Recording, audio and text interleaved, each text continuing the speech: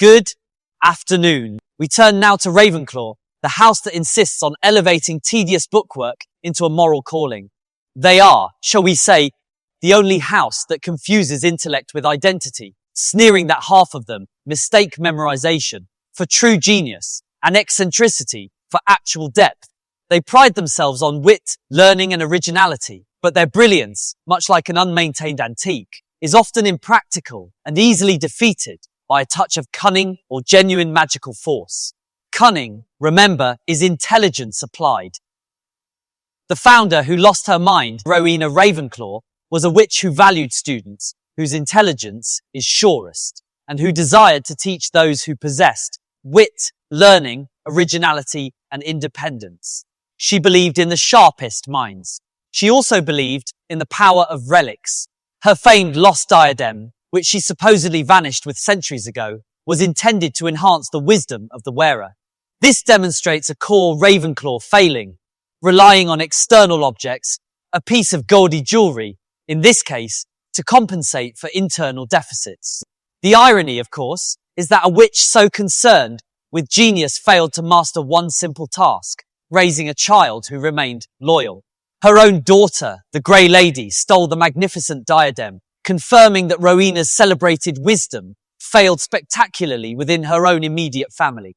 She became a cautionary tale of intellectual ambition, breeding personal tragedy. A founder whose pursuit of wisdom was so obsessive, she couldn't even keep track of her own sparkly headgear. The diminutive duelist Professor Flitwick, head of Ravenclaw House, and Charm's master, one must concede a reluctant respect for the man. He is a formidable duelist and a former dueling champion. His control of magic, specifically charms, far exceeds the average practitioner. He achieved top grades in his NEWTs and was even examined personally by Professor Marchbanks, doing things with a wand she had never seen before. This is true magical competence. However, his intellect is often overshadowed by his sentimentality and his appalling lack of perspective. He is routinely depicted as the most easily manipulated instructor. He squeaked locomotor trunks to retrieve Trelawney's bags during Umbridge's attempted sacking, confirming his tendency toward fussy heroism. He is physically small, with a voice described as a squeak, forcing him to compensate for his size with excessive enthusiasm and a constant reliance on being chivied away by McGonagall in times of trouble. He's too preoccupied with perfecting harmless, complex magical feats, like Gubrathian fire, to aim for consequential power.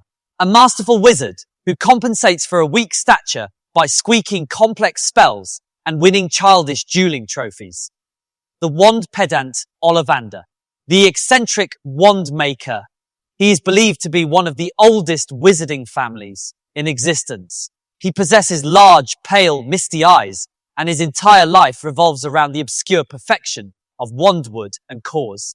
Ollivander's value is his meticulous, almost religious, dedication to his craft. He remembers every single wand he has ever sold. This dedication proved useful to the Dark Lord, who tortured Ollivander using the Cruciatus Curse until he divulged information about the Elder Wand. His flaw is his pure intellectualism, his belief that the wand's allegiance changes based on how it is. One is typical Ravenclaw idealism, a complex, fascinating theory with catastrophic real-world implications. He is merely a tool defined by the wood shavings on his floor and the fear in his large bloodshot eyes. A necessary technician whose obsession with wood and feather made him a valuable, if terrified, pawn. Professor Trelawney, the perpetually distraught and sherry-soaked resident seer, is proof that one may graduate from Ravenclaw with nothing but eccentricity and a crippling lack of self-awareness. She is the great-granddaughter of a true seer, Cassandra Trelawney, yet operates as a 90% fraud, relying entirely on theatrics and tragedy for her curriculum. Her most impressive academic feat is mistakenly assigning Harry Potter to Midwinter, believing him to be born under Saturn, when the boy's birthday is clearly in July. Her primary legacy is demonstrating how easily a brilliant, powerful man like Dumbledore can be forced by sentimental obligation to retain a teacher whose greatest skill is predicting that Neville Longbottom will shatter yet another teacup. Trelawney only secured her position because she inadvertently made two genuine prophecies. Pieces of knowledge Dumbledore required, though she cannot consciously remember making either one. Her value is entirely accidental.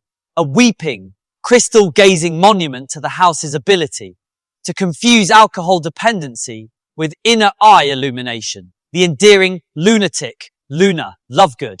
She has straggly waist-length, dirty blonde hair and protuberant eyes that make her look permanently surprised.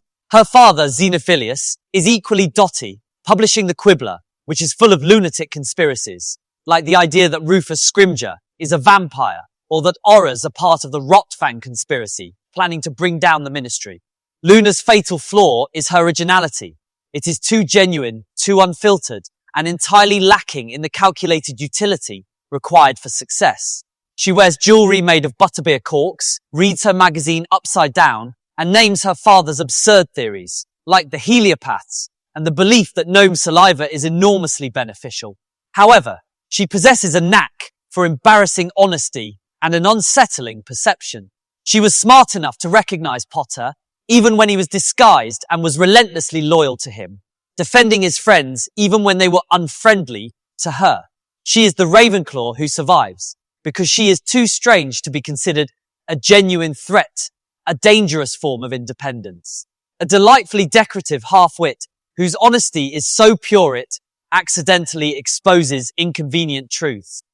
Explain in the comments which of Loony Lovegood's lunatic conspiracies is the most pathetic display of Ravenclaw's non-existent brain power. The emotional distraction, Cho Chang, a perfectly adequate Ravenclaw seeker. She's described as a very pretty girl with long, shiny black hair. She was polite and well-liked. Cho is the perfect example of why emotions destroy intellectual discipline. Her entire arc revolves around unnecessary, messy romantic entanglement. She dated the Hufflepuff idiot, Diggory, who was promptly killed. She then attached herself to Potter, a relationship that swiftly ended because of her incessant crying and loyalty to a friend, Marietta Edgecombe, who betrayed the DA.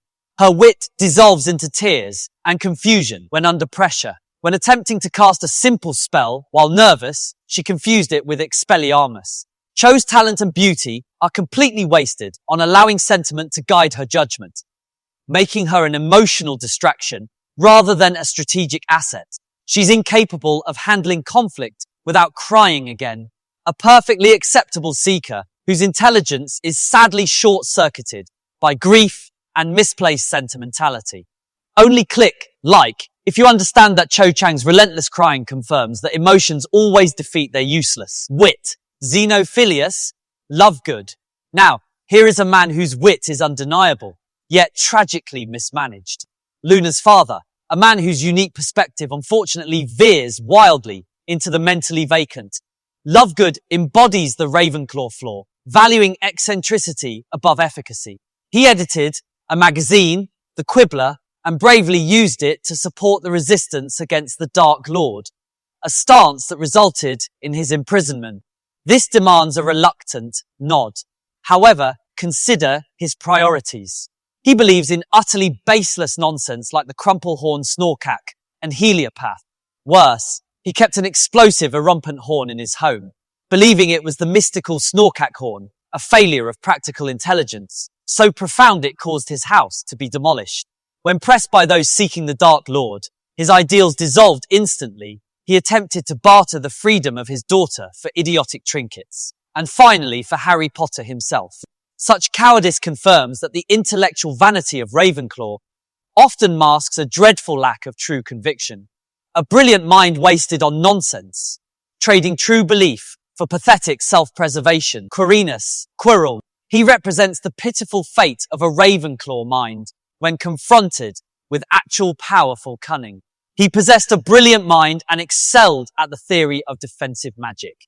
Like many Ravenclaws, he was timid in practice, easily teased, and yearned desperately to prove his self-worth. His fatal error was arrogant naivety. He went searching for the Dark Lord, believing he could control the encounter, or perhaps learn enough secrets to be feared himself. This, of course, resulted in his immediate subjugation. He became nothing more than a temporary, living Horcrux for Lord Voldemort, his body forced to shelter the Dark Lord's spirit and serve his demand.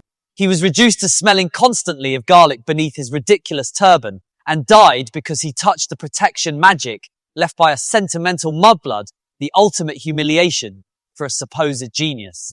A weak-willed intellectual consumed and discarded by a superior Slytherin master plan. Gilderoy Lockhart. Though I already wasted breath on this farce, perhaps a reminder is necessary. Lockhart is the most perfect distillation of Ravenclaw's fatal flaw, valuing the appearance of brilliance over its acquisition. He was handsome, charismatic, and used his natural charm to achieve celebrity, winning the Witch Weekly's Most Charming Smile Award multiple times. His academic output consisted of books entirely dedicated to him, establishing him as an expert in defense against the dark arts. Yet, the foundation of his success was nothing more than stolen valor and pristine memory charms. He proves that a dazzling smile and perfect hair can utterly eclipse actual wit, rendering him a magnificent fraud. His story ends, predictably, in a burst of self-inflicted oblivion, accidentally wiping his own mind, the perfect final statement on uncontrolled cleverness meeting true incompetence. A dazzling portrait of success, proving that charm will always conquer Ravenclaw integrity. If you prefer genuine cunning to the fraudulent fame of Gilderoy Lockhart, hit subscribe to see how true power is acquired. The obsessive bureaucrat Barty Crouch Sr., although never confirmed as a Ravenclaw, the sources imply his mindset was intensely intellectual and rules-bound, leading some to suspect he might have belonged there. He was obsessed with catching dark wizards, a mania which led him to be compared to the actual Aurora, Moody. Yet Crouch was far more ruthless. He was described as a stiff, upright, elderly man in an impeccably crisp suit. His greatest flaw was his utter devotion to the law, which made him merciless and uncompromising. He allowed the power of his convictions to make him incredibly cruel, even to his own house elf and son, Barty Crouch Jr. He was so inflexible that he ignored the possibility of his own son being innocent, presiding over the trial that condemned him. His ambition was so blind that it led directly to his own murder. He possessed great knowledge, but absolutely no wisdom in human relations, which is the precise definition of a failed Ravenclaw mind. A bureaucratic fanatic whose obsession with legal purity ruined his own bloodline. The corrupted idealist, Professor Burbage, the former instructor of Muggle studies. Her existence perfectly illustrates the danger of misplaced intellectual energy. While Salazar Slytherin sought to protect us from Muggle hostility, Burbage taught wizarding children that Muggles are not so different from us. This is more than folly, it is active corruption of the future generation. Not content with merely being misguided, she publicly advocated for the destruction of the pure blood lineage, writing an impassioned defense of mudbloods in the Daily Prophet. She audaciously claimed that the dwindling of the purebloods is a most desirable circumstances and that wizards should be encouraged to mate with muggles, or, no doubt, werewolves. This level of intellectual treason naturally led to the inevitable conclusion she was delivered to the Dark Lord, killed, and fed to his serpent. Her intellect did not afford her even a moment of self-preservation. A treacherous scholar who foolishly wrote her own death warrant in the name of political idealism. The predictable prefect Penelope Clearwater, a Ravenclaw prefect. She demonstrates how a sharp mind can be utterly diverted by mundane interests. Her defining canonical act was being the recipient of the blood traitor Percy, Weasley's adolescent affections. They were reportedly discovered kissing in an empty classroom. She represents the academically adept student who secures a position of minor authority prefect, but possesses no genuine ambition beyond it. She achieved distinction only to fritter it away on a Weasley. Her existence served briefly as a convenient, easily recognized name used by Granger during a panicked interrogation, but otherwise, she faded into the obscurity she so richly deserved. A fine intellect entirely wasted on bureaucratic romance and the lowest quality of blood traitor. The Grey Lady Helena Ravenclaw the proud thief, the ghost of Ravenclaw Tower, known simply as the Grey Lady. In life, she was Helena Ravenclaw, the daughter of the esteemed founder, Rowena Ravenclaw. She was long-haired and beautiful, but intensely haughty and proud. Helena was crippled by a jealousy born of her mother's fame and achievement. In an act of profound intellectual insecurity, she stole her mother's diadem, which was enchanted to bestow greater wisdom. This shows a fatal lack of confidence, needing an artifact to prove the wit she was supposedly born with. She ran to a forest where she was hiding and was ultimately hunted down by the bloody Baron, who, furious at her refusal to return and jealous of her freedom, stabbed her to death. Most pathetically, she confessed the hiding place of her treasured diadem to Tom Riddle, not because he was worthy, but because he was charming. Her vanity, disguised as a desire for genuine conversation, led directly to the weaponization of her mother's legacy. A beautiful ghost whose vanity secured her mother's destruction by whispering secrets to a handsome orphan. The disappointed twin Padma Patil, the Ravenclaw half of the Patil twin set. While her sister possessed the Gryffindor lack of judgment necessary to court danger, Padma showed the restraint necessary for proper study. She was doomed to be perpetually overshadowed, even when attempting to secure a social advantage. She accompanied the disastrous Weasley boy to the Yule Ball, a venture where she was entirely neglected in favour of the usual Gryffindor drama. She represents the intellectual choice, choosing the head over the heart, only to discover that the heart's house, Gryffindor, wins all the social attention. Her reward for making the academically sensible choice was a miserable evening spent with a sulking Ginger, a secondary sibling whose sensible sorting rewarded her with a night of being ignored by an inferior date. The unreliable opportunist Marietta Edgecombe, a prime example of the Ravenclaw student who recognizes which way the political wind is blowing, but lacks the skill to profit from it. Her talent was in cunning betrayal. When Dolores Umbridge, the Ministry's own High Inquisitor, came, seeking to dismantle the pathetic Dumbledore's army, Marietta immediately went to her office to divulge the plot. This act of pragmatic self-interest is admirable. However, she was foolish enough to attend the secret meeting first, resulting in her face being instantly and horribly disfigured by a hex that spelled out sneak in purple pustules. Due to this, she was immediately rendered incapable of speaking freely to the minister, proving that her intellectual cunning was utterly unprotected by sufficient defensive magic. The moment she served her purpose, she was silenced, a tactical success undermined by a magical failure, proving that low-level curses can defeat high-level betrayal. The stargazer, Professor Sinistra, the resident astronomy professor. She is a professor who deals in the entirely abstract stars, constellations, and the meaningless movements of distant celestial bodies. She is perfectly adequate at her job, yet wholly useless to the machinations of power. Her work involves observations that hold little practical application for a wizard whose focus is conquest or strategic self-interest. She remains a quiet, diligent figure, a sentinel of the highest tower, watching things that have no consequence to the wizarding wars that rage below her. A capable mind dedicated entirely to the movements of objects that are infinitely far away and wholly inconsequential. The nameless, Allegiance, Anthony Goldstein, another member of this house. Like much of the Ravenclaw population, his primary contribution is confirming that Ravenclaw continued to exist during the period of our dominance. His name, along with others, merely demonstrates the persistent need to fill seats in the common room and bodies in the ranks of the resistance. He represents the average studious Ravenclaw, whose intelligence is too conventional to be used for true greatness, but just enough to ensure he lands on the technically correct side of a conflict. A necessary name on the roll call, proving that some intelligence is just clever enough to avoid the worst outcomes. The emotional drifter. Michael Corner is an unremarkable student whose sole narrative purpose is to demonstrate a lack of loyalty, even in matters of the heart. He dated Ginny Weasley for a time. Then, immediately following a Gryffindor Quidditch victory, he began dating Cho Chang. This swift transition proves he is merely interested in attaching himself to the nearest centre of attention, lacking the commitment required for true ambition.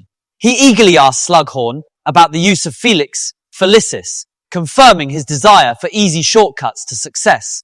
He is utterly defined by his romantic choices, which are inevitably fleeting and sentimental. A bland intellectual whose romantic choices are governed by whichever house is currently winning the House Cup. The academic gossip Terry Boot, a student whose defining characteristic is intellectual curiosity, which often manifests as mere intrusive gossip. He was present in the potions class when Slughorn discussed the effects of Felix Felicis, asking eagerly why it wasn't consumed perpetually. He later showed an appropriate degree of astonishment upon discovering that Granger possessed the ability to cast the Protean charm, correctly identifying it as NEWT, level material. His presence in the Dumbledore's army meetings proved he was academically sound enough to grasp difficult defensive magic, but his only contribution is to be perpetually bewildered by the magic of his Gryffindor superiors.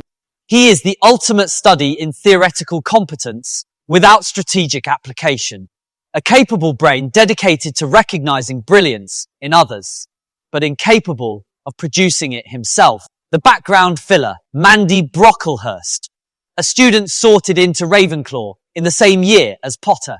Her only use to this profile is confirming the steady intake of bookish students to the house. She is entirely unremarkable, proving that the sorting hat's choice sometimes results in utter obscurity, regardless of one's supposed intellectual potential. She is merely a name on the list, and a rather boring one at that.